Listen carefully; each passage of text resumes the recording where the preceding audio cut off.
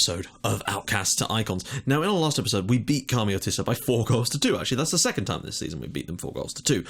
And it gave us a good chance. It gave us a good shot at progressing forward and seeing what we could do in this league. Now, obviously, I can't stress enough, we were the favourites for relegation by an absolute country mile.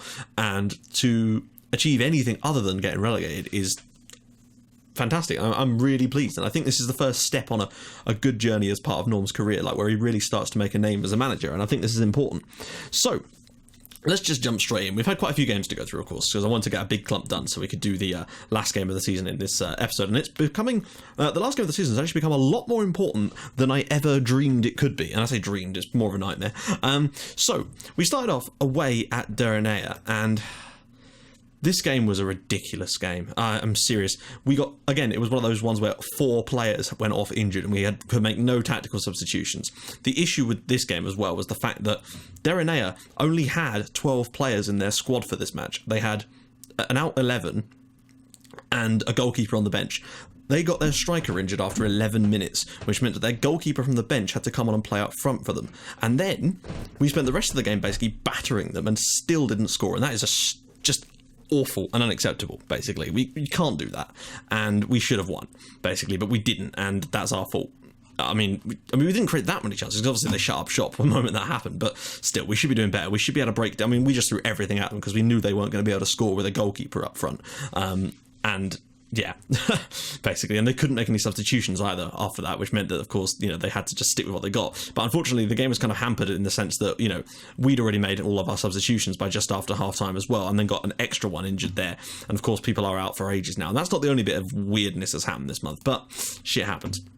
We managed to get back on good terms in our next match, and this was a bit of luck. We played well, but still got a bit of luck in this one. They got a penalty basically on 50 minutes, and we were 1-0 down at home to the bottom club, and I was in just 39 degrees as well.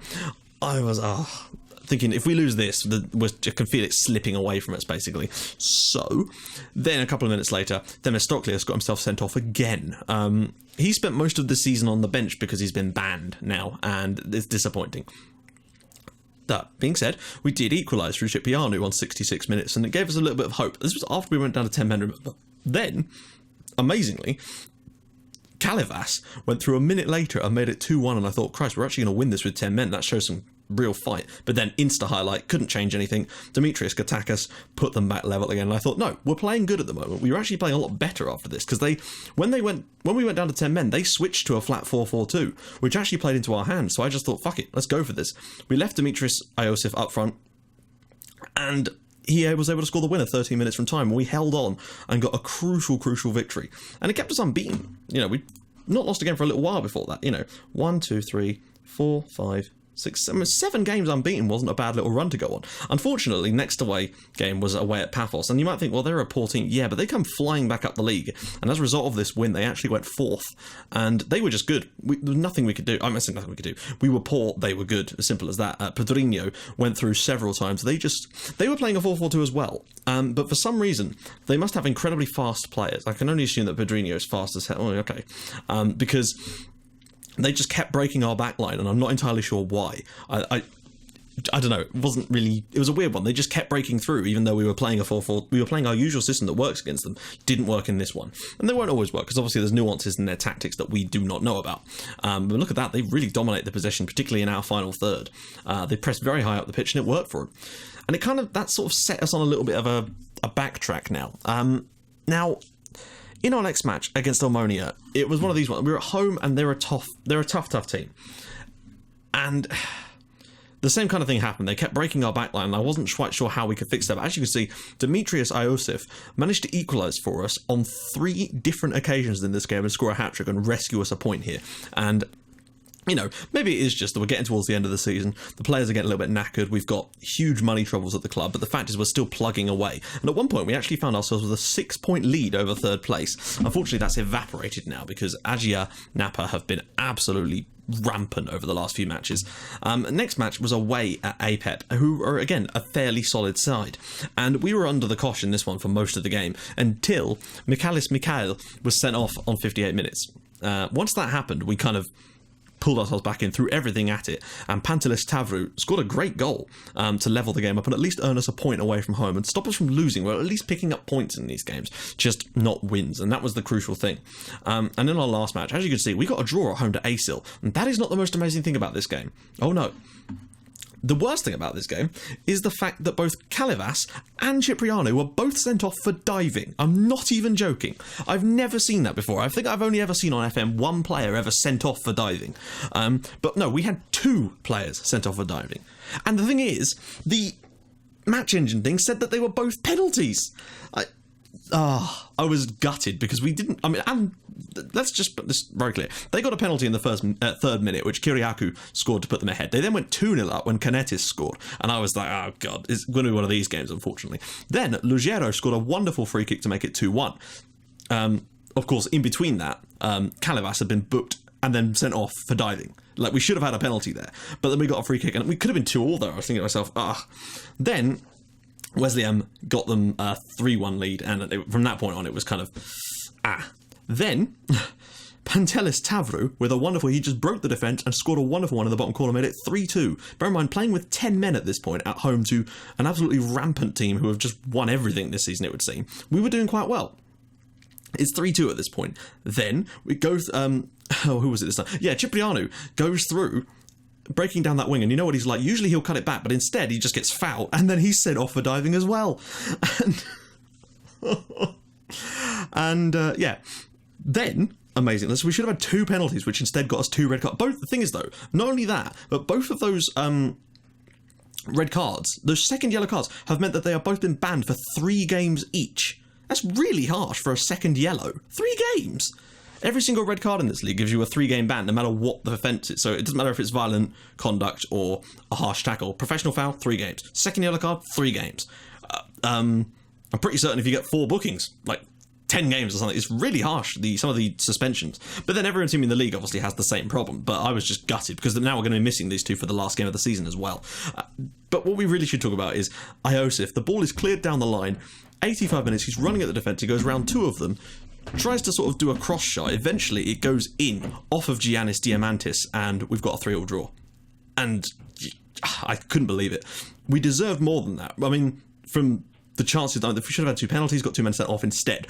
And you know I'm not making it up, because these are both, like, he's a striker, and he's a right-sided midfielder who plays in that wing. He's always getting in that area. It was bound by the right-hand side of the pitch, and just, anyway, so, basically, if we...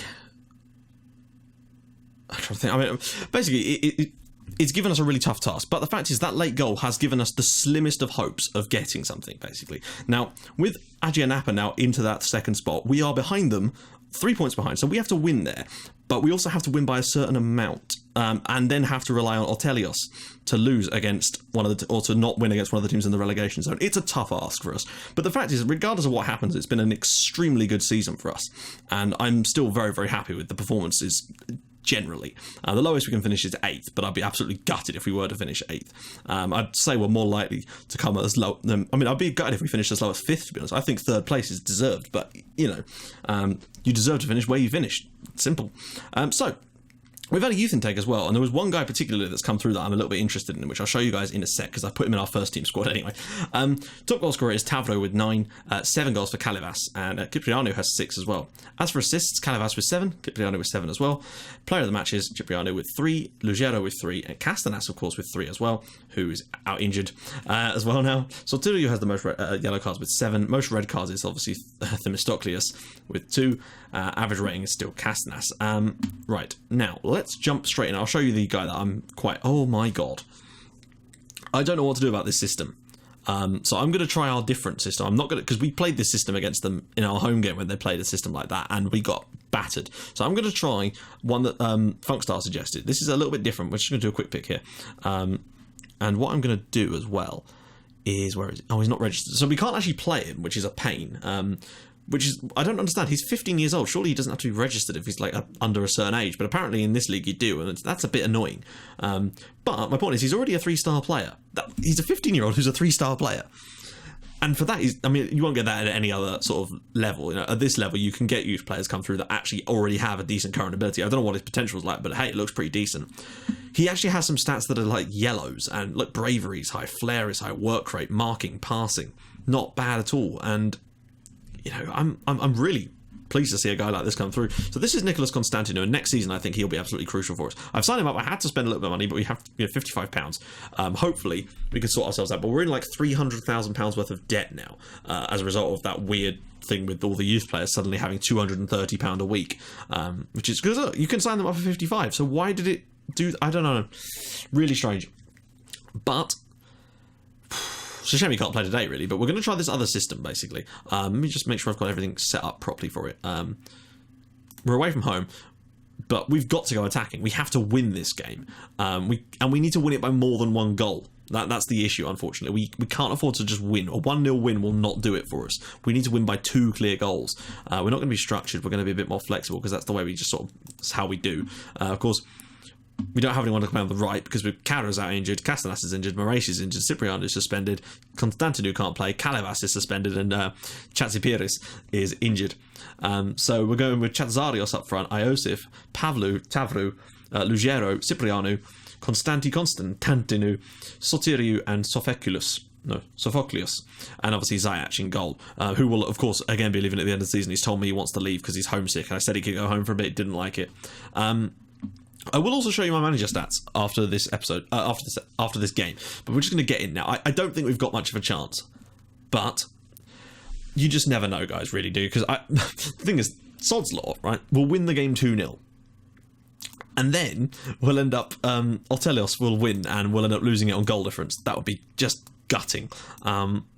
But the fact is, we've put ourselves in a position to actually be challenging for promotion in a season that we're expected to be bottom. You know, that to me says a lot. And hopefully, you know, with the right signings in the pre-season, as you can see, we're going with this up front. With the right signings, you just never know what we could do next season. That being said, the board haven't offered me a new contract yet.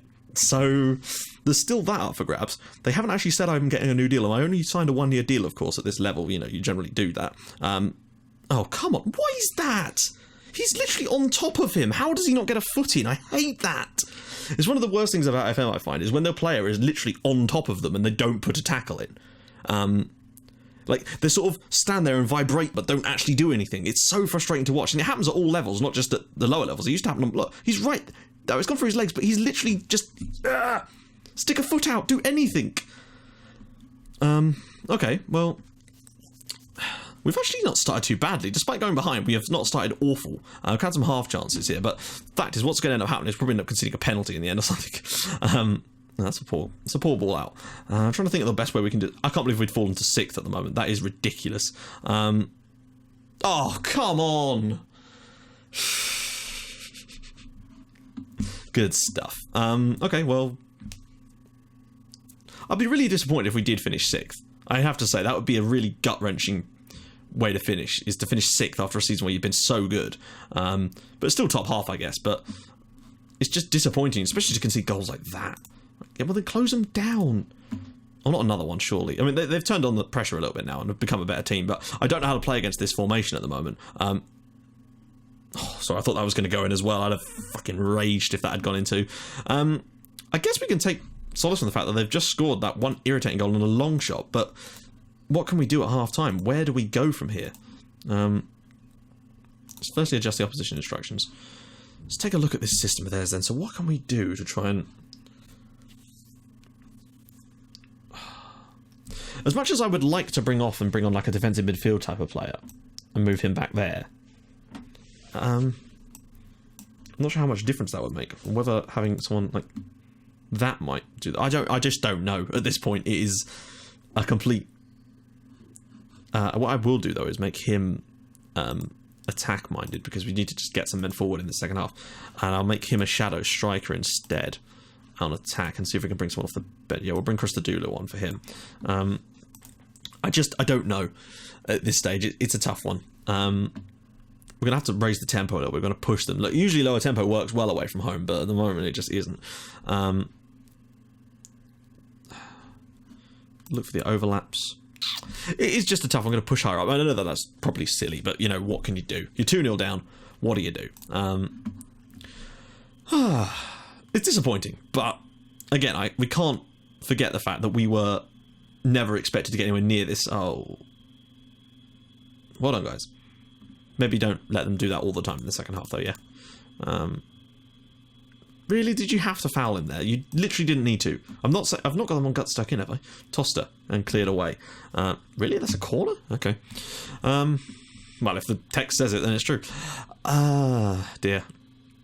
Here's a tough one, right? Win your header. Apologies for that sound, guys. I forgot to turn my speakers off in the background there. Tavru, Christodoulou. If we can get ourselves a goal back now, there is hope. We've come back before. Tavru. He's going to shoot from long range, isn't he? What was that? Also, why is he not running backwards? Leonardos. Oh, of course that's a goal. Well, I mean, you know, it's a good finish. It's a good goal and a good finish. Tactic just wasn't right for this game, but unfortunately I don't know how to play against that type of formation. The only team that plays that formation is this lot. And I saw what happened when we played them with our standard 4-4-2 diamond, and it didn't work. You know, we got our asses handed to us at home, so I figured we had to change something up today, but unfortunately what we've done just didn't work. And I think it might have been different had we had to... Oh, my life. It might have been a little bit different had we come at this game from a more defensive standpoint, but we weren't in the situation to do that. I'd be disappointed to finish 6th. I'm also noticing why... Oh, is it on head-to-head? That's terrible. That's poor. But what do we do at this point, really? I mean, what can you do? Oh, God, Derenea are coming along as well now. We will make some substitutions, but I'm sorry, it's a terrible performance, and I just don't know how to play against that type of system. We've only encountered it with them, and we've lost twice to them. I mean, I would say we're bearing in mind for next year, but they're going to get promoted, of course, now, so it doesn't matter so much. But we do still need to learn to play against some of the other systems. It's all very well knowing how to play against 4-4-2, but we do need some alternative tactics that aren't just slight variations on what we're already doing. They need to be different, you know. Oh, and another injury. That sounds delightful. I do like getting injuries every single game. Like, we've had 3 different games this season where I've had to make 4 changes to the injury. When I say 4 changes, I mean 3 substitutions and just taking a guy off. And that is a little bit annoying because I don't notice it happening to the other teams.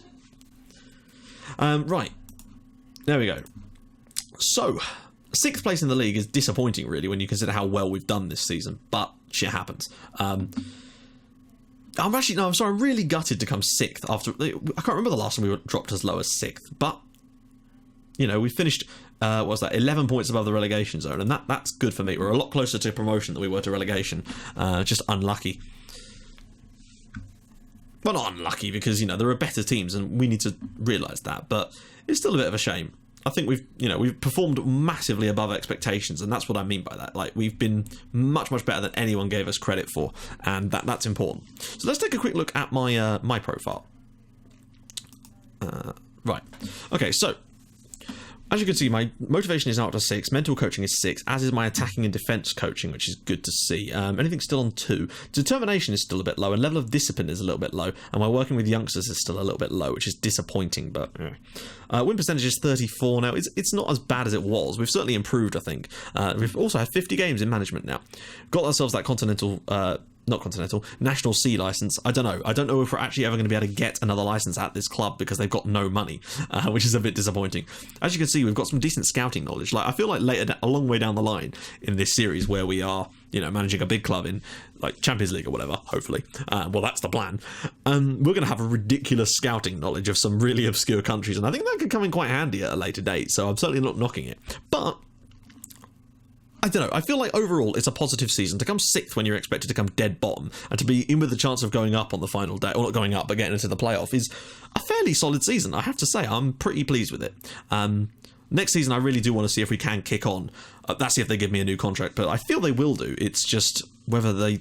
I don't know. We'll have to see. Depends on what the finances at the club are like, unfortunately. So, I'm going to go do a ridiculously long pre-season now, because it's a bit like Finland. Like, first game of the season is September 17th. That's literally 6 months away. That is going to take a long time, especially with this amount of leagues turned on, particularly since it's over the summer, which, like with the Finland one, it wasn't quite as difficult because it was over the winter, so there was no major tournaments, no it was a transfer window, but it's smaller. Whereas this is going to be, thank God it's an odd year, which means there's no major tournaments either. But you know how long the summer can take when you've got a lot of stuff turned on. So hopefully this won't take too long. But I've still enjoyed this season. First season at the new club, I'm enjoying it. I hope you guys are enjoying watching it. Something a little bit different. We've had these weird spells of the hell? The way it always does that as well. Really strange. Anyway, guys, if you like what you're seeing, please do drop a like on the video, and if you'd like it even more than that, please subscribe to my channel for more Red Star and Outcaster icons like this in your inbox every single day at 5:30 and 8 o'clock. And I will see you guys in the next episode, where hopefully we'll have a fresh team ready to tackle this league properly next season. Or you'll find me doing another episode looking for a job because they've sacked me or something stupid like that. Who knows? I'll see you guys soon. Bye-bye.